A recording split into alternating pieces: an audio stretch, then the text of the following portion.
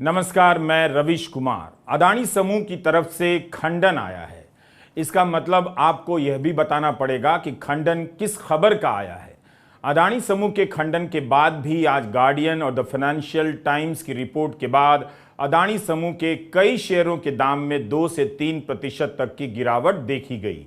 जनवरी से अगस्त चला गया, 8 महीने बीत गए। अदानी समूह सुप्रीम कोर्ट की हाई लेवल कमेटी की रिपोर्ट का अपने पक्ष में क्लीन चिट की तरह इस्तेमाल करने लगा है, जैसे सारी जांच पूरी हो गई हो और सारी बात खत्म हो गई हो। अब कोर्ट को ही बताना चाहिए कि जो रिपोर्ट आई है उसके संदर्भ में उसकी हाई लेवल कमेटी ही जांच करने लायक है या किसी और सक्षम एजेंसी से मीडिया रिपोर्ट की जांच होनी चाहिए। हमने जो रिपोर्ट पढ़ी है गार्डियन में, फाइनेंशियल टाइम्स में, और जितना समझा है उससे एक बड़ा सवाल यह निकल कर आता है कि क्या सेबी ने भारत के सुप्रीम कोर्ट को सारी बातें बताई हैं। इस साल मई में सेबी ने सुप्रीम कोर्ट से क्यों कहा कि 2016 में अदानी समूह के बारे में कोई जांच नहीं चल रही थी। यह बात गलत है, लेकिन जिस तरह से 2014 में चल रही एक जांच का मामला सामने आया है, क्या यह सुप्रीम कोर्ट के सामने लाया गया था? आज फाइनेंशियल टाइम्स, गार्डियन और organised crime and corruption reporting project OCCRP की वेबसाइट पर अदानी समूह के बारे में कई पर्दाफाश किए जाने का दावा किया गया है। अदानी समूह ने उन सभी को पुराना बताते हुए सिरे से खारिज कर दिया है। आज की रिपोर्ट में सेबी के इस दावे को चुनौती दी गई है कि अदानी समूह के खिलाफ कोई जांच नहीं चल रही थी। फाइनेंशियल टाइम्स ने लिखा है कि जनवरी 2014 में भारत सरकार का सेबी और directorate of revenue intelligence DRI के साथ पत्राचार हुआ है, जिसका काम स्मगलिंग और आर्थिक अपराधों पर नजर रखना है। इसके आधार पर वे दावा कर रहे हैं फाइनेंशियल टाइम्स की जनवरी 2014 से अदानी समूह की कई कंपनियों की जांच हो रही थी। अखबार उन दस्तावेजों को सामने लाने का दावा करता है।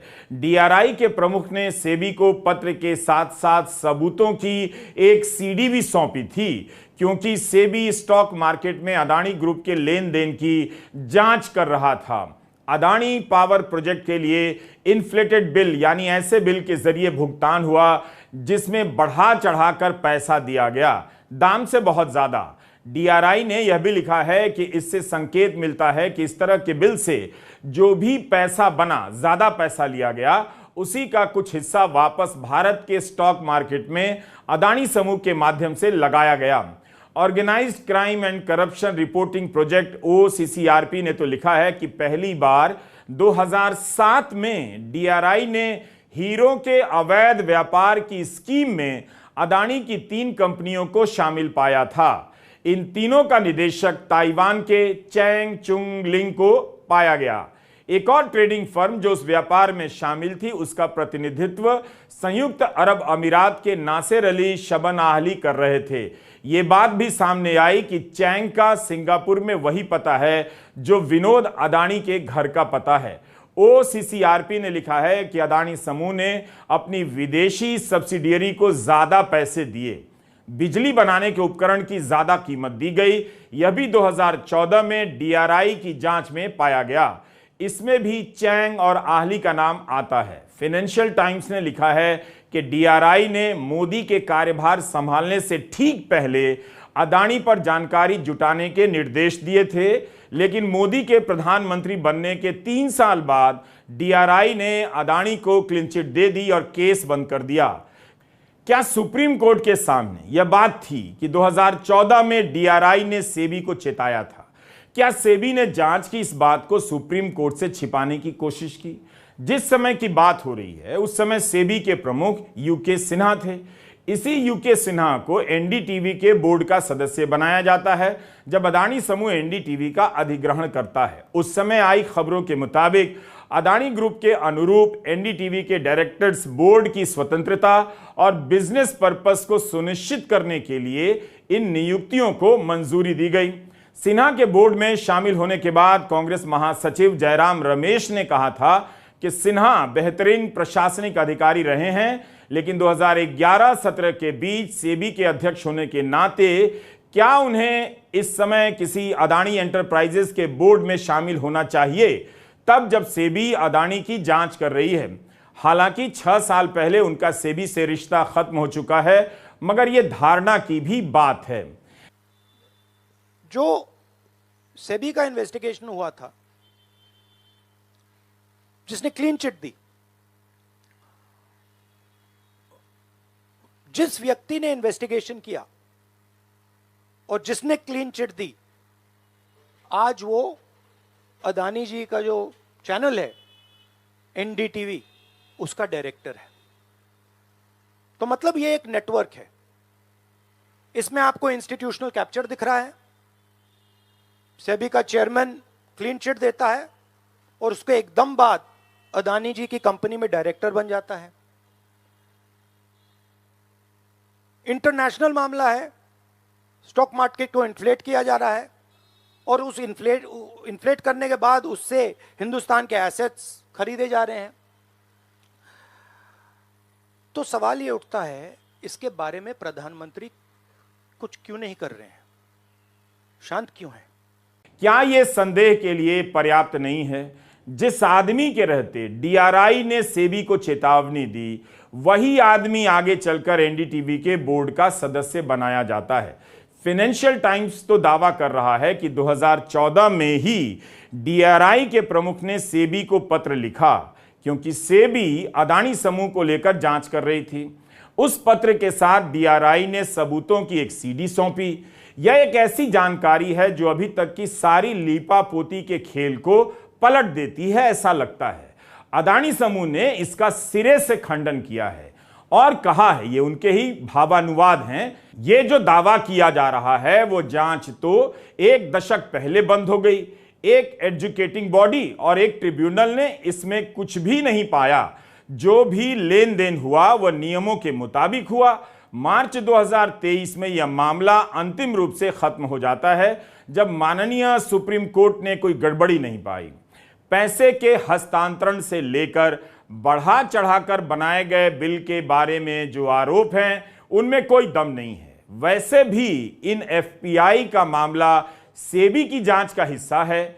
सुप्रीम कोर्ट की एक्सपर्ट कमेटी के अनुसार न्यूनतम पब्लिक शेयर होल्डिंग के नियमों का उल्लंघन नहीं किया गया है। दुर्भाग्यपूर्ण है कि ये मीडिया संस्थान जो हमें प्रश्न तो भेजते हैं, मगर हमारा जवाब पूरा नहीं छापते हैं। अदानी का जवाब यहां इस हिस्से का पूरा होता है। लेकिन एफटी ने तो दावा किया है कि यह जांच मोदी के प्रधानमंत्री बनने के 3 साल बाद बंद हुई। तब 1 दशक कहां होता है? क्या अदानी समूह और अखबार 2 अलग अलग जांच के बंद होने की बात कर रहे हैं, या दोनों एक ही बात कर रहे हैं?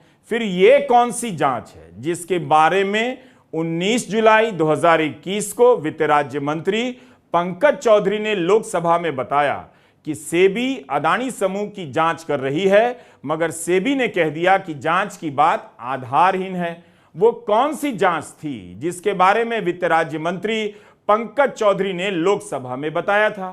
क्या इस जांच के बारे में सेबी ने सुप्रीम कोर्ट को बताया था, जिसका हवाला पंकज चौधरी ने लोकसभा में दिया?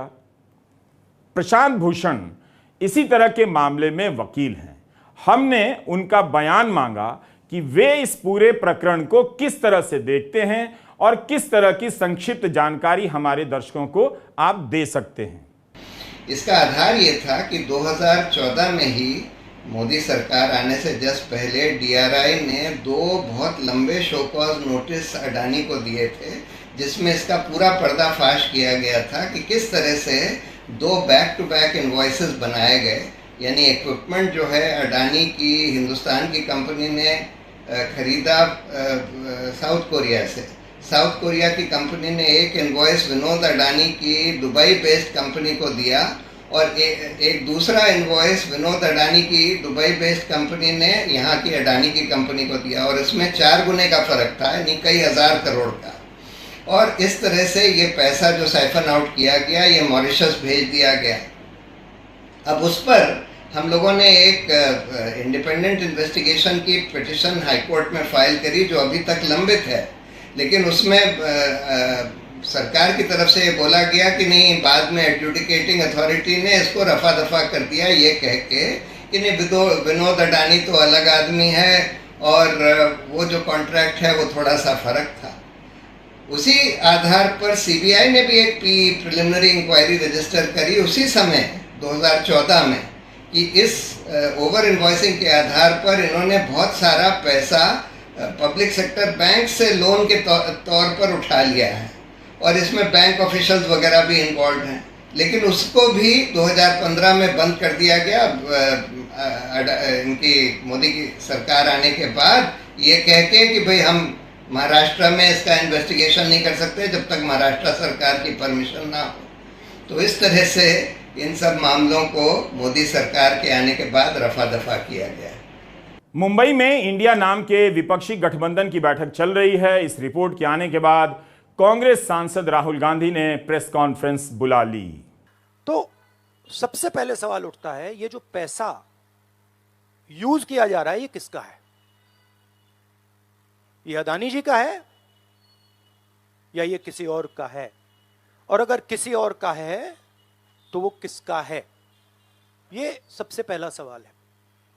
दूसरा सवाल है कि इस काम को करने के लिए मास्टरमाइंड विनोद अदानी जी हैं, जो उनके भाई हैं, गौतम अदानी जी के भाई हैं, मगर उनके साथ उनके दो बिजनेस पार्टनर और हैं। एक का नाम नासिर अली शबान अली और दूसरा चैंग चुंग लिंग। चैंग चुंग लिंग चाइना का है। तो दूसरा सवाल यह उठता है कि जब अदानी जी हिंदुस्तान का इंफ्रास्ट्रक्चर खरीदे जा रहे हैं तो ये जो चाइनीज नेशनल है ये इसमें कैसे इन्वॉल्व है? इसका क्या रोल है? इसने क्या किया? ये साबित होना चाहिए। ये दूसरा सवाल। और ये जो फॉरेन नेशनल्स हैं ये हिंदुस्तान की शेयर मार्केट को कैसे मैनिपुलेट कर रहे हैं? ये सवाल क्यों नहीं पूछा जा रहा है? नेशनल सिक्योरिटी का मामला है। अदानी जी डिफेंस में काम करते हैं, इंफ्रास्ट्रक्चर में काम करते हैं, एयरपोर्ट स्पोर्ट्स में काम करते हैं। तो ये जो दो फॉरेन नेशनल्स हैं, खासतौर ये जो चाइनीज आदमी है चैंग चुंग लिंग, इसका क्या रोल है? ये दूसरा सवाल। राहुल गांधी लगातार अदानी समूह को लेकर आरोप लगा रहे हैं। राज्यसभा में आम आदमी पार्टी के सांसद संजय सिंह भी उठा रहे हैं। संजय सिंह को जब राज्यसभा से कुछ दिनों के लिए निलंबित किया गया तो उन्होंने कहा कि अदानी पर बोलने की सजा मिली है। राहुल की सदस्यता गई तो उन्होंने कहा कि अदानी पर बोलने की सजा मिली है मगर वे बोलने से कभी नहीं रुकेंगे। यहां पे फॉरेन न्यूज़पेपर्स ने साफ कहा है, wealthy Indian family with links to Modi. मतलब अखबार कह रहा है कि नरेंद्र मोदी जी का अदानी जी का रिश्ता है। सवाल उठता है क्या रिश्ता है? और ये जो एजेंसीज हैं, सीबीआई है, ईडी है, ये अदानी जी पर रिसर्च क्यों नहीं कर रही हैं? ये अदानी जी को इंटेरोगेट क्यों नहीं कर रही हैं? ये सवाल उठता है। हिंदुस्तान का रेप्यूटेशन लाइन पे है। G20 हो रहा है। हम कहते हैं कि यहां पे लेवल प्लेइंग फील्ड है, हिंदुस्तान ट्रांसपेरेंट है, यहां पे भ्रष्टाचार नहीं है। और उन सबके सामने जब वो यहां आ रहे हैं उनके सामने ये उदाहरण है। $1 बिलियन यहां से जा रहा है, स्टॉक प्राइस इन्फ्लेट की जा रही है, इंफ्रास्ट्रक्चर और एसेट्स खरीदे जा रहे हैं। जिसने इन्वेस्टिगेशन किया उसको अदानी जी ने मतलब अपनी कंपनी में नौकरी दे दी। तो ये हिंदुस्तान की इमेज को डैमेज कर रहा है और इसीलिए प्रधानमंत्री को एकदम एक्शन लेना चाहिए और कहना चाहिए कि हां हम जेपीसी लागू करेंगे, जेपीसी इसको इन्वेस्टिगेट करेगी और फुल स्केल इन्वेस्टिगेशन होगा अदानी जी का। आप इस वीडियो को ध्यान से देखिए, पूरा देखिए, फिर जो अखबारों में छपा है वो भी खुद से पढ़िए और अदानी समूह के खंडन को भी। बहुत सारे एंगल हैं तो हम एक और वीडियो करेंगे ताकि सारी बातें आएं। इस तरह आज की रिपोर्ट में दो बातें प्रमुख लगी। पहला कि सेबी 2014 में जांच कर रही थी, डीआरआई ने कई सवाल उठाए, सबूतों की सीडी सेबी को दी। दूसरा, संयुक्त अरब अमीरात के नासिर अली शबन आहली और ताइवान के चैंग चुंग लिंग नाम के दो व्यक्तियों का कारोबारी संबंध विनोद अदानी से बताया जा रहा है। ये लोग कथित रूप से विनोद अदानी की देखरेख में अदानी समूह के शेयरों की खरीदारी किया करते हैं, मुनाफा कमाते हैं और टैक्स बचा ले जाते हैं। यह सब दिखाया गया इस रिपोर्ट में, जहां तक और जैसे हमने समझा है, जिससे अदानी समूह ने पूरी तरह से बोगस बताया है। ओसीसीआरपी ने अपनी रिपोर्ट में जो लिखा है उसे पढ़ रहा हूं। सुप्रीम कोर्ट की कमेटी ने बताया है कि सालों से सेबी को शक था कि अदानी के कुछ पब्लिक शेयर धारक असल में पब्लिक के नहीं हैं, बल्कि अदानी समूह के प्रमोटर के ही लगते हैं। 2020 में सेबी ने 13 विदेशी इकाइयों की जांच शुरू की जो अदानी समूह की कंपनियों में स्टॉक धारक थीं, लेकिन सुप्रीम कोर्ट की कमेटी के अनुसार जांच एक जगह जाकर फंस गई, क्योंकि सेबी स्पष्ट रूप से यह चिन्हित नहीं कर पाई कि उस पैसे के पीछे अंतिम लाभार्थी कौन था। इन 13 में से 2 में चैंग और आहली का नाम अब इन रिपोर्ट में बाहर आया है जो आज छपी है। सुप्रीम कोर्ट की कमेटी को पता नहीं चला कि अंतिम लाभार्थी कौन है, अभी तक पता नहीं चला। सेबी को अभी तक मालूम नहीं। एक्सप्रेस की रिपोर्ट के अनुसार ईडी ने यह तो पता लगा लिया है कि हिंडनबर्ग की रिपोर्ट आई तो उस वक्त बाहर की किन कंपनियों ने, किन फंड और फर्म ने शेयर बेचकर मुनाफा कमाया और भारत के बाजार पर हमला करने का प्रयास किया। लेकिन सेबी और ईडी को ताइवान के चैंग और दुबई के आहली और विनोद अदानी के बारे में कुछ भी पता नहीं चला। आज जो खबरें छपी हैं, क्या उसके बारे में अदानी समूह का खंडन ही अंतिम सत्य मान लिया जाए, पर्याप्त मान लिया जाए? हाल ही में सेबी को लेकर 2 खबरें आई। सेबी की जांच अभी तक पूरी नहीं हो पाई है। पहले तो 14 अगस्त तक ही रिपोर्ट फाइनल करके देनी थी, मगर सेबी ने कोर्ट से 15 दिनों का समय मांगा। जब वह भी बीतने लगा तो 24 अगस्त को रिपोर्ट जमा की, लेकिन केवल 22 मामलों की स्टेटस रिपोर्ट सौंपी गई। सेबी ने कहा कि केवल 2 मामलों में जांच पूरी होने का इंतजार हो रहा है, क्योंकि बाहरी एजेंसियों की रिपोर्ट का इंतजार है। सेबी ने कहा कि 13 विदेशी कंपनियां अदानी समूह की कंपनियों में शेयर धारक हैं, स्टेक होल्डर हैं। कई कंपनियां टैक्स हेवन क्षेत्र में स्थित हैं, इसलिए 12 कंपनियों के बारे में जानकारी नहीं मिल पा रही है कि इनके शेयर धारक कौन हैं। इस मसले पर कांग्रेस महासचिव जयराम रमेश ने विस्तार से ट्वीट करते हुए लिखा और अपना पक्ष रखते हुए अप्रैल में भी लिख चुके हैं कि सेबी ने सच का पता लगाने के लिए 6 महीने का और समय मांगा है। यह याद रखने की जरूरत है कि कोर्ट की कमेटी का कार्य क्षेत्र सीमित है। वह समूह के एंटायर पॉलिटिकल साइंस और व्यापारिक कार्य प्रणाली की जांच नहीं कर सकती, न करना चाहेगी। यह केवल संयुक्त संसदीय समिति जेपीसी ही कर सकती है। सेबी का एक नियम था कि किसी कंपनी में लगा विदेशी फंड किसका है, उसका असली मालिक कौन है, उसके बारे में सेबी को बताना पड़ता था। 2019 में इस नियम को समाप्त कर दिया गया। खुद सुप्रीम कोर्ट की एक्सपर्ट कमेटी ने कहा है कि सेबी अदानी की कंपनियों में पैसा लगाने वाले विदेशी निवेशकों के मालिकों का पता लगाने में फेल रही है। तो फिर अदानी समूह सुप्रीम कोर्ट की रिपोर्ट को सर्टिफिकेट के तौर पर कैसे इस्तेमाल कर रहा है? क्या सर्टिफिकेट के तौर पर इस्तेमाल कर सकता है? कोर्ट को बताना चाहिए। अभी तो सेबी ने अंतिम रिपोर्ट नहीं दी है, तो अदानी समूह कैसे सुप्रीम कोर्ट की कमेटी का इस्तेमाल अंतिम रिपोर्ट के तौर पर कर रहा है? विपक्ष मांग करता रहा कि संयुक्त संसदीय समिति से जांच हो, सरकार नहीं मानी। हंगामे के कारण कई दिन संसद नहीं चली, मगर टस से मस नहीं हुई सरकार ने अपनी तरफ से जांच के आदेश नहीं दिए। सब कुछ सुप्रीम कोर्ट की कमेटी पर छोड़ दिया गया। 8 महीने में अदानी समूह को लेकर जो सवाल उठे, उसके अंतिम छोर पर भारत की जांच एजेंसियां नहीं पहुंच सकी। अंतिम लाभार्थी कौन है, यह सवाल बना ही हुआ है। जवाब के तौर पर इसी समूह का खंडन जनता के सामने है। कायदे से इस सवाल का पीछा भारत के पत्रकारों को करना चाहिए था, मगर उनका काम ऐसे सवालों पर पर्दा डालना रह गया है।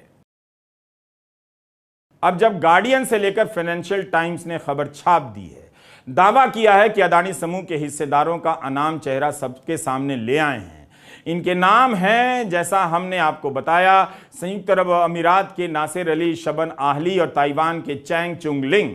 जिस समय अदानी समूह को लेकर छपी इन खबरों पर हंगामा हो रहा था, सरकार ने एक और हंगामा खड़ा कर दिया। संसदीय कार्य मंत्री प्रहलाद जोशी का ट्वीट आया कि 18 से 22 सितंबर के बीच संसद का विशेष सत्र बुलाया जा रहा है। क्या यह सब उस कदम का हिस्सा है जिसके जरिए जनता के बीच लगातार सनसनी बनाकर रखी जाती है? वो अब चुनाव की अटकलों में भटका दी जाएगी और गोदी मीडिया को डिबेट करने के लिए एक वैध टॉपिक मिल जाएगा, ताकि जनता की नजर में ये बात ही ना आए कि कोई गोदी मीडिया अदानी पर डिबेट क्यों नहीं कर रहा है। जरा सोचिए और याद कीजिए कि इसी तरह जुलाई के पहले सप्ताह में खबरों में शोर मचा कि मोदी अपने मंत्रिमंडल में बदलाव करने जा रहे हैं। कितने नए नामों पर चर्चा होने लग गई।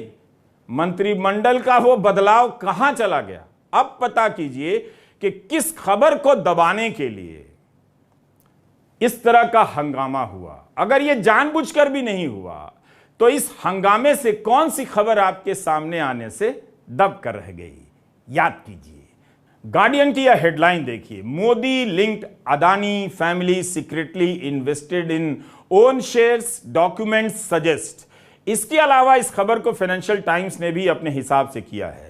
भारत में इसे न्यूज लॉन्ड्री, न्यूज मिनट ने भी छापा है। इसे कवर करने वाले पत्रकारों के नाम भी जान लीजिए। फाइनेंशियल टाइम्स में डैन मैक्रम, जॉन रीड ने रिपोर्ट की है। मूल खबर organised crime and corruption reporting project OCCRP के आनंद मंगनाले, रवि नायर और NBR अकार्डियो ने की है।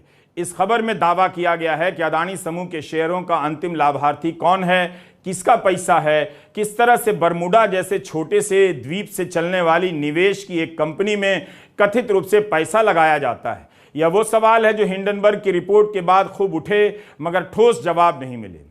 जांच एजेंसियां उस जवाब तक पहुंच ही नहीं पाई, मगर आज की रिपोर्ट में दावा किया जा रहा है कि वो जवाब हासिल कर लिया गया है। द गार्डियन के लिए हैना एलिस पीटरसन और सिमोन गुडले ने रिपोर्ट की है। द गार्डियन की हैना एलिस पीटरसन ने अपने ट्वीट में कहा है कि हमारी जांच से यह बात सामने आई है कि अदानी मामले की जांच कर रही सेबी को 2014 के शुरू में ही चेतावनी दी गई थी कि यह कंपनी बाजार की संदिग्ध गतिविधियों में शामिल है, लेकिन मोदी के प्रधानमंत्री बनते ही सेबी की जांच गायब हो गई। अदानी समूह ने इन रिपोर्ट की खबरों का लगातार खंडन किया है। हम अगले वीडियो में जरूर बताएंगे कि organised crime and corruption reporting project OCCRP किस तरह की संस्था है, इसमें निवेश करने वाले कौन कौन हैं और इसने पहले किस तरह की खबरें ब्रेक की हैं, क्योंकि इसे लेकर इस वक्त संदेह किया जा रहा है। मगर रिपोर्ट में जो तथ्य हैं, दस्तावेज हैं और तर्क हैं, उन पर बात क्यों नहीं हो रही है? उससे पहले हमारा संदेह इस बात को लेकर भी है, और आपको भी होना चाहिए, कि किसी संस्थान के पत्रकार अनाम कॉरपोरेट को लेकर किसी रिपोर्ट पर काम कर रहे हैं, इन्वेस्टिगेशन पर, तो इसके बारे में 6 दिन पहले ही खबर आ जाती है, वो भी दूसरी जगह। आपको शक नहीं होता? क्या ऐसी खबर छपती भी है? आपने कभी इस तरह की खबरें देखी हैं कि इंडियन एक्सप्रेस छाप रहा है कि द वायर 10 दिन बाद किसी कॉरपोरेट के बारे में खबरें छापने जा रहा है? मीडिया की रिपोर्टिंग करेगा कि उस अखबार के बिजनेस बीट का रिपोर्टर किस स्टोरी पर काम कर रहा है। क्या आप सभी ने कसम खा ली है कि कुछ भी हो जाए दिमाग तो लगाना ही नहीं है? ऐसा कहीं छपता भी है? आप जरा सोचिए। आज की रिपोर्ट से 6 दिन पहले PTI में खबर आती है। यहां भी अदानी का चैनल पीछे रह गया। PTI को 6 दिन पहले पता चल गया कि किसी कॉरपोरेट को लेकर रिपोर्ट आने वाली है और खबर के जरिए OCCRP को लेकर सवाल खड़ा कर दिया गया कि भारत विरोधी है। PTI में छपने के बाद इस PTI की खबर को उसी दिन NDTV की साइट पर प्रकाशित किया जाता है कि भारत के किसी कॉरपोरेट फर्म के पर्दाफाश के पीछे अरबपति जॉर्ज सोरोस का हाथ है। अब साफ हो गया है कि PTI की खबर में जिस कॉरपोरेट का नाम नहीं लिया गया, उसका नाम अदानी समूह है। अगर PTI की रिपोर्ट में मकसद को लेकर सवाल उठाया जा रहा है, तो उस लिहाज से कोई PTI के मकसद पर भी सवाल उठा सकता है। क्या PTI इस तरह से रिपोर्ट करेगी कि ANI किस नेता का बयान दिखाने जा रही है? आप हमारे वीडियो के साथ बने रहिए। वरना ये लोग आपको बनाकर चल देंगे। आज की खबर का सार क्या है?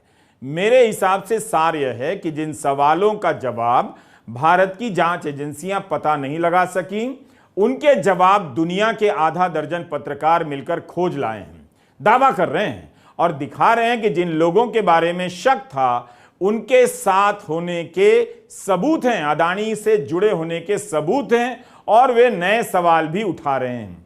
आज की रिपोर्ट में दावा किया गया है कि नए नए दस्तावेज मिले हैं।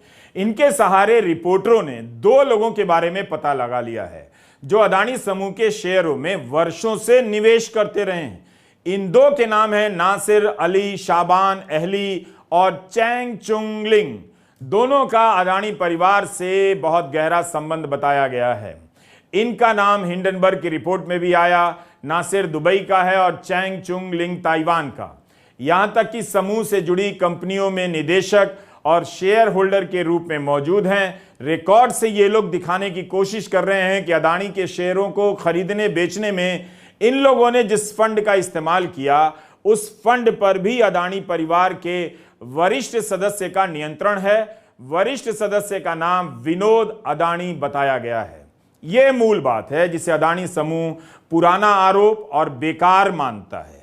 ओसीसीआरपी के रवि नायर ने कहा है कि वह अदानी समूह के खंडन से सहमत नहीं है।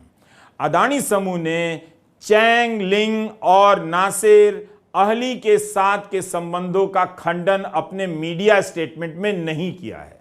इन तीनों रिपोर्ट में ओसीसीआरपी, फाइनेंशियल टाइम्स और गार्डियन की रिपोर्ट में दावा किया गया है, खंडन के बाद भी छाप दिया गया है कि सुप्रीम कोर्ट की कमेटी ने जिन एजेंसियों से संपर्क किया उनमें से कोई जांच एजेंसी इस मामले की तह तक नहीं पहुंच सकी, क्योंकि जिसका पैसा है वह कई 100 पर्दों के पीछे छुपकर खड़ा है। और यह कई 100 पर्दे कहां लगे हैं? मॉरिशस में, खूबसूरत सा देश कहते हैं जहां पैसे का असली मजा लूटने वालों का ऐशगाह भी है।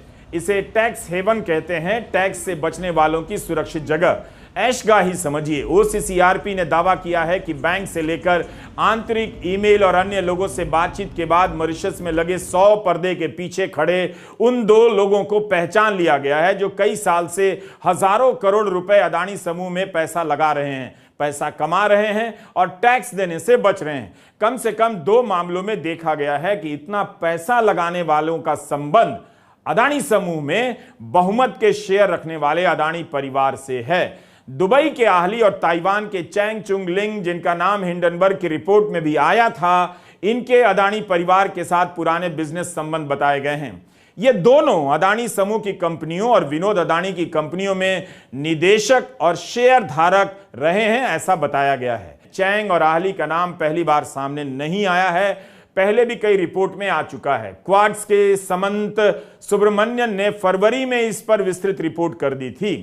हिंडनबर्ग ने तो चैंग और गौतम अदानी की साथ में तस्वीर भी छाप दी। आज की रिपोर्ट में एक सवाल उठाया गया है कि क्या चैंग और अहली को माना जाए कि प्रमोटर की तरफ से काम कर रहे हैं। यहां सवाल यह उठाया जा रहा है कि क्या अदानी समूह के भीतर से किसी निवेशक ने अदानी का स्टॉक खरीदा था जिससे अपने लोगों यानी इनसाइडर की हिस्सेदारी 75% से ज्यादा हो जाती है। अगर ऐसा हुआ है तो यह गैर कानूनी होगा, क्योंकि जब कोई कंपनी अपने ही लोगों से अधिकांश शेयर खरीदवा ले तो बाजार में उसके शेयरों की कमी हो सकती है, उनके दाम बढ़ सकते हैं और उससे उस कंपनी का मार्केट कैप यानी वैल्यू भी बढ़ जाता है। आम निवेशक को लगता है कि कंपनी का कारोबार तो शानदार चल रहा है, वो पैसा लगाता है, शेयर खरीदता है, शेयर के दाम बढ़ते हैं। कंपनी यह सब दिखाकर बैंक से हजारों करोड़ रुपए के लोन उठा लेती है, एक और नई कंपनी बना लेती है।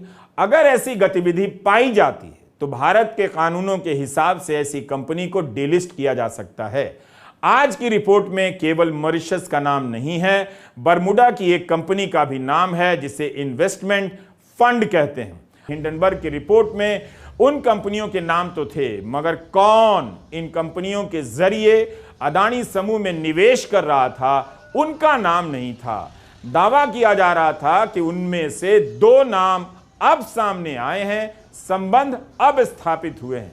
अदानी समूह ने सुप्रीम कोर्ट की हाई लेवल कमेटी की रिपोर्ट का हवाला दिया है कि आरोप साबित नहीं हो सके हैं। अदानी समूह ने कहा है कि यह जो नए खुलासे का दावा किया जा रहा है वो अनर्गल है और हिंडनबर्ग की रिपोर्ट को ही फिर से दोहराया जा रहा है। अदानी समूह की जितनी भी कंपनियां हैं सभी नियम कानूनों का पालन करती हैं। अदानी समूह का जवाब है कि यह केवल एक खास कंपनी पर हमला नहीं है बल्कि भारत पर सुनियोजित हमला है, भारतीय संस्थाओं की साख पर हमला है। यह सब गार्डियन और फाइनेंशियल टाइम्स में छपा है, उसी से पढ़ रहा हूं। आहली और चैंग ने ओसीसीआरपी के सवालों का साफ साफ जवाब नहीं दिया है।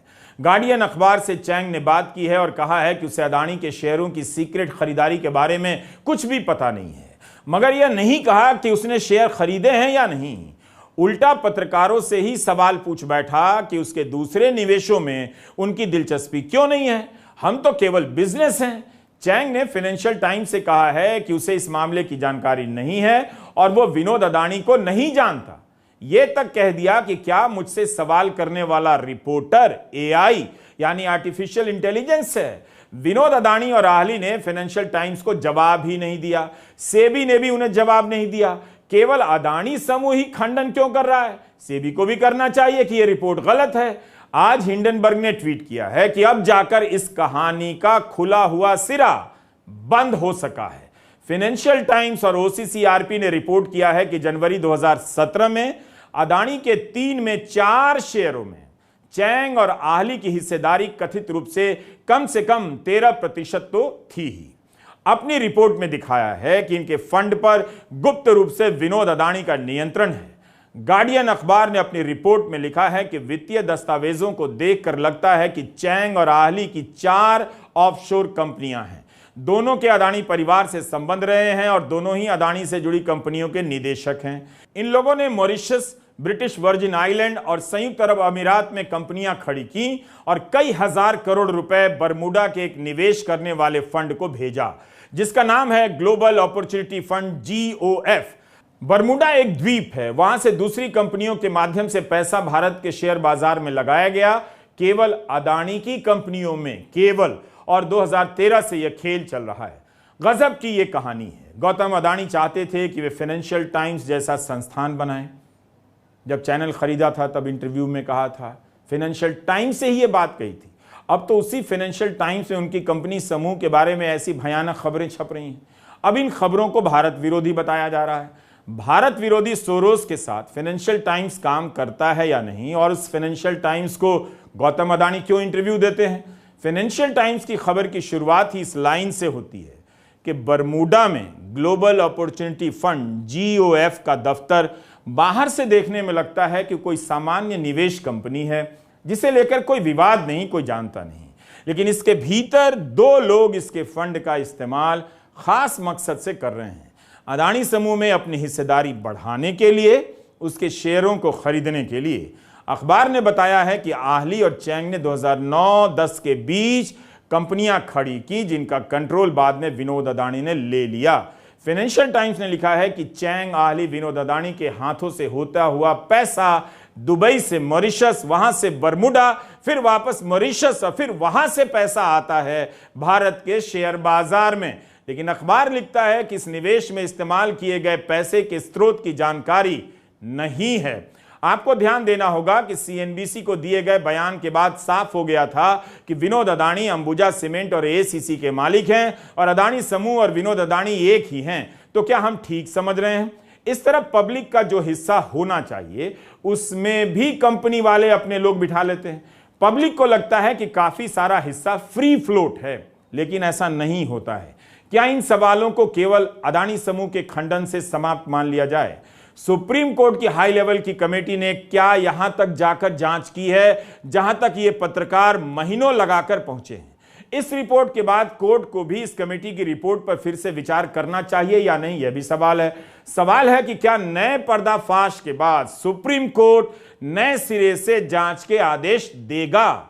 विनोद अदानी की भूमिका को लेकर नए नए सवाल उठते जा रहे हैं। क्या वही उन पैसों के अंतिम लाभार्थी हैं जो मॉरिशस से कथित रूप से अदानी समूह में लगाया जा रहा है? अदानी ग्रुप यही कहता रहा कि विनोद अदानी की उनके समूह में कोई भूमिका नहीं है, मगर इस साल मार्च में मान लिया गया कि वे प्रमोटर ग्रुप का हिस्सा हैं। मतलब उनकी भूमिका थी। उन्हें सब पता हो सकता है। इस पर अदानी समूह ने रिपोर्टर से कहा है कि यह बात किसी से छुपाई नहीं गई है। विनोद अदानी के बारे में पूरी तरह से बता दिया गया है। यह भी बताया गया है कि वे विदेशी नागरिक हैं। अदानी की मूल या सहायक कंपनियों में किसी प्रकार का पद नहीं है उनके पास। 2013 में अदानी समूह का मार्केट कैप मात्र $8 अरब था, जो पिछले साल $260 अरब हो गया। हिंडनबर्ग की रिपोर्ट के बाद अदानी समूह के शेयरों के दाम गिर गए। चंद दिनों के भीतर दुनिया के तीसरे सबसे अमीर के पायदान से हटकर 24वें नंबर पर आ गए। गौतम अदानी इस समय फोर्ब्स की अमीर व्यक्तियों की लिस्ट में 24 नंबर पर ही हैं। विनोद अदानी 184 नंबर पर। इनकी नागरिकता साइप्रस लिखी हुई है। अदानी समूह ने अपने जवाब में आगे यह भी लिखा है कि हम सिरे से फिर से दोहराए गए इन आरोपों को खारिज करते हैं। ऐसा लगता है कि सोरोस के फंड से चलने वाले विदेशी मीडिया के कुछ हिस्सों ने फिर से हिंडनबर्ग की आधारहीन रिपोर्ट को पुनर्जीवित करने का प्रयास किया है। यह तो पता ही था कि ऐसा होगा, क्योंकि मीडिया ने पिछले ही हफ्ते इस बारे में रिपोर्ट किया, यानी पीटीआई और उनके चैनल में भी ये खबर छपी थी। अदानी समूह को यकीन है कि उसकी तरफ से कोई गलती नहीं हुई है, लेकिन वो तो ये बात कहेंगे ही। क्या जांच एजेंसियों को भी यकीन है? क्या सुप्रीम कोर्ट को भी वही यकीन है जो अदानी समूह को है? सवाल यह है, सारे पहलुओं को समझना और सरल तरीके से पेश करना आसान नहीं है, इसलिए हम यहीं पर इसे आज छोड़ते हैं। हम अगले वीडियो में और पहलुओं पर बात करेंगे, लेकिन सोचिए कि 18 से 22 सितंबर के बीच विशेष सत्र क्यों बुलाया गया, ताकि समय से पहले चुनाव की चर्चा में अदानी समूह को लेकर आई ये रिपोर्ट हवा में उड़ जाए। यह भी आपको पता चल ही रहा होगा कि रॉयटर्स ने 2 अधिकारियों से बात कर सूत्रों के हवाले से लिखा है कि चीन के राष्ट्रपति शी जिनपिंग G20 में शामिल नहीं हो सकते हैं। तो घटनाएं बहुत तेजी से बदल रही हैं और आप सभी का भविष्य बहुत ही उज्जवल है। अब इससे ज्यादा उज्जवल हो भी नहीं सकता। नमस्कार, मैं रवीश कुमार।